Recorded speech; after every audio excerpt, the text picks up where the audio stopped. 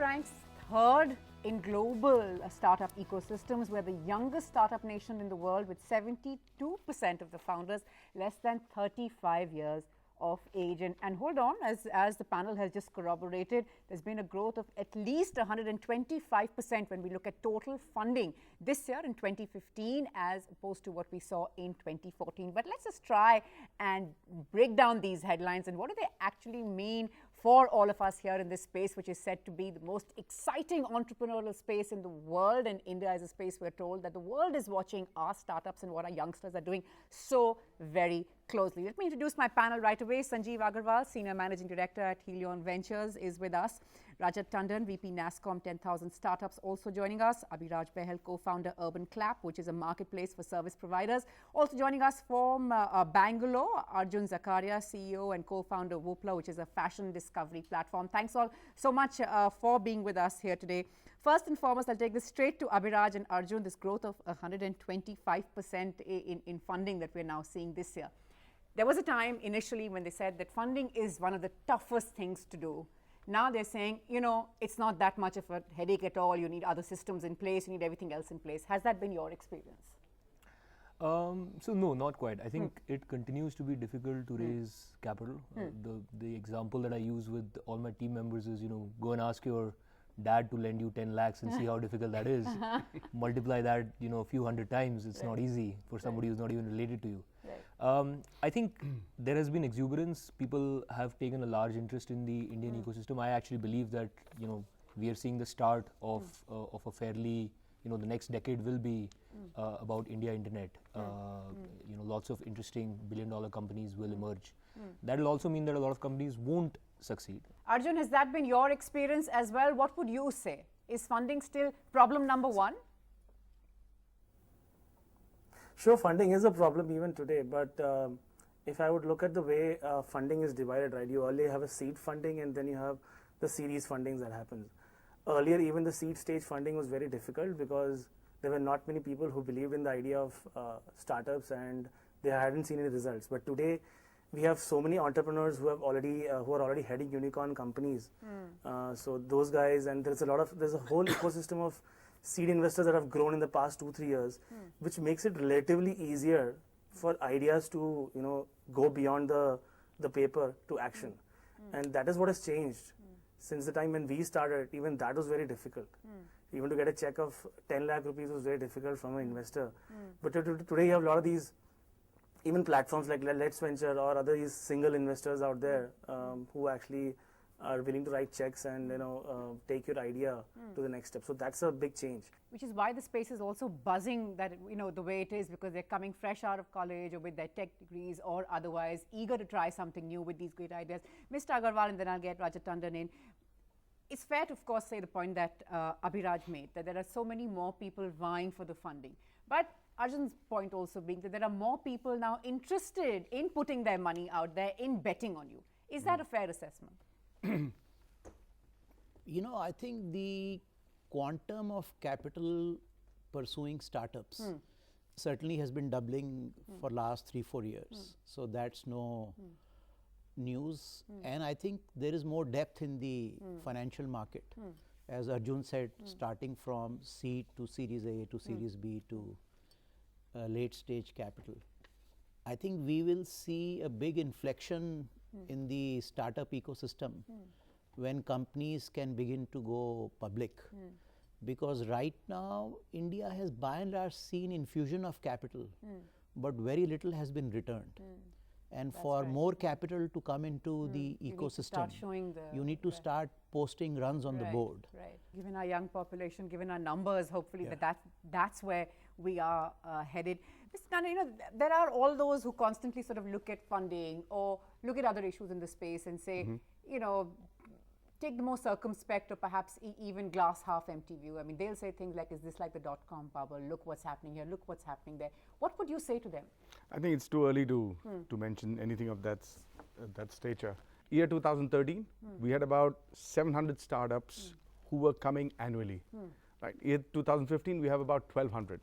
Look at the percentage. It's about 40-45% growth, which has happened over a period. And what we are predicting that by 2020, we're probably going to have in close to 2,100 startups or 2,100 startups annually in the country. And as you see the profile also of the startups, you know, today literally 72% of the startups are below, I would say, 35 years of age. So, so there is a lot of opportunity which is coming on place. There's a lot of scope. Certain things which need to kind of get regulated, or I would say, you know, defined around policies and certain areas which need to be focused on, which certainly will get some more investments in the country. And as Sanjeev was also mentioning about, you know, investments, today I would say 8 out of the 10 top VCs are in India, right? But in terms of look at the number of angel investors, it's very few. While this has grown over last year, I would say if I recall, not enough. Still not enough. But I'm going to sort of look at the problems and all of that, the ease of doing business and all of that in just a bit. But tell me one thing, Abhiraj, if you sort of step aside from the money for a bit, it's supposed to be an exciting space and all of that, but you know, the headlines are usually taken by the big guys. Headlines are, you know, seem to be that to a certain section, a startup is still, say, a Flipkart or a Snapdeal, or you know, they haven't sort of gone beyond those headlines. How frustrating is it? It's not frustrating, I think.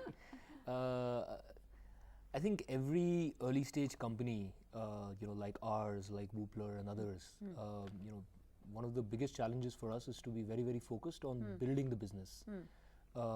Everything else can come in the way as distractions. So I think when you're so engrossed in just, you know, building the business, focusing on what are the right things to do, as Sanjeev said, you know, do that for 10 years and, you know, you can have a fair shot at, you know, building a large company which can return the dollars invested by your investors. I think that has to be the biggest focus, and if that can be the biggest focus of entrepreneurs, of people, you know, who are talking about funding and of startups, then I think we are heading in the right direction. Before I take this to Arjun, let me get Mr. Agarwal in again. When, you know, if somebody like Abhiraj is to come to you looking for, you know, looking for advice, increasingly we have people investing their money saying it's not just our money, it's our time, it's our ideas, it's a package deal now. You come to us, bounce your ideas off us, we don't give you the money and exit. There's so much more. What are the things that you're looking for beyond just having an exciting idea? Because people write to us to say, I have a great idea, believing that that's all it takes. That's not be all and end all, is it? I think a couple of things, Natasha. Venture investors are looking for very large problems to be solved. So one like Urban Clap is solving a very large services problem. They're bringing a fragmented industry online. And two, I think some competitive advantage. It can be an early mover, it can be some unique technology. And three, I think more than the idea, we are beginning to find it's the management team. I have this favorite phrase of what I call Brahma and Vishnu. That in any team there should be this Brahma and Vishnu. One is the forward-looking thinker, and other is the one who minds the store, gets stuff done. So I think those kind of characteristics. The doers, really. Yeah, the doers, thinkers and doers. Right. Arjun, come in here. You know, increasingly, while of course funding, the point that you've made, Abhiraj has made, funding of course still a key issue, but increasingly people are saying finding the right team, if there are co-founders, getting the co-founder who's going to be in sync with you, finding the team who believes in your idea is really critical. Personally, how much of a challenge have you faced in that department? So I would agree with what Abhiraj and Sanjeev said, is that team is everything, and it's very important at day zero to decide the co-founders that you're going to work on with an idea, because as Sanjeev mentioned, the idea might have small pivots or it might end up being entirely different. But what works is how a set of co-founders stick together. You know, there will be a lot of lows initially, because there's no capital, there is less traction, there's still no validation out there, and that's at a time when you still need to keep going, focused on what you set out to do, and that's where a team works. And did you always want a fashion discovery platform, or did you start off with another idea and then decide that this is actually perhaps a better fit, or have there been minor tweaking along the way? We did a few minor tweaks in terms of the focus, being women, in terms of being fashion, and fashion specifically being fast fashion. So these are some of the things that over the period changed, but these are not things that we had thought initially, but that we, on the course of building the company, we discovered, we realized from our consumers, our customers, and the market dynamics. I have a bit of a personal disagreement there, which is basically I think Indian men could use some fashion tips also, but we'll leave that aside. Even as you focus on women, we'll leave that aside. Rajat Tandon, you know, increasingly the point that Sajid's making, the point that everyone's saying is that you need to find that vacuum that's out there, and you need to know how you're going to fill it. Now, we're looking at a space where there's a lot of action. Look at what's happening with food delivery, and there's, you know, a lot of hand wringing and chest beating, and people will say, "Dekha, this is a space that's heating up too quickly. Yehi hona hai. This is going to happen across sector." What would you say to the cynics? So I would say, you know, there are a lot of ideas, and I think the newer generation is getting up with fantastic new ideas, a lot of, you know, insights, and they're going to look at solving new problems. But again, you know, if I were to step out in terms of, you know, healthcare, you know, there is one doctor per every 1,700 patients, right, or people. So, you know, there's immense opportunity to put something in the healthcare, right? Look at opportunities in the power division, where there is so much of tremendous, close to about $7 billion of power loss in the country, right? Why don't we have some innovative startups putting up some IoT stuff and looking at building management? Why don't we? So in terms of that's where I would say right now everybody is chasing the e-commerce dream, right? So we have more to deliver other than that. You know, whether I just come out from e-commerce, I want to go to infrastructure, I want to go to healthcare, I want to go to agriculture, I want to go to, you know, building management. There are multiple scopes for people. Yeah. Right. Do you sort of find yourself saying that people often, you know, that why chase this? The point that Mr. Tandon's making, you know, these are sort of the more sort of cool, aspirational places perhaps to be in. At least if you're end user or sort of an Aam Aadmi, then you sort of, this is the space that you sort of think is cool. Do you find yourself telling people that there are other options, the kind of options that Mr. Tandon's talking about? Look at these options? Because how many, I mean, some places might be getting saturated. Natasha, my sense is that entrepreneurs are much smarter than investors. So we telling an entrepreneur what to do. They wouldn't be saying funding is so tough in that case. So we telling an entrepreneur to do, we have no business. And I must say that the quality of entrepreneurs that we are seeing circa 2010 onwards, there is a night and day difference, and ideas I think are very differentiated. Take for example Arjun's company. It's the next version of e-commerce, very different from Myntra, right? So people are actually iterating very smartly on their business models. Or Urban Clap, solving a very large unorganized industry problem, which I'm sure you as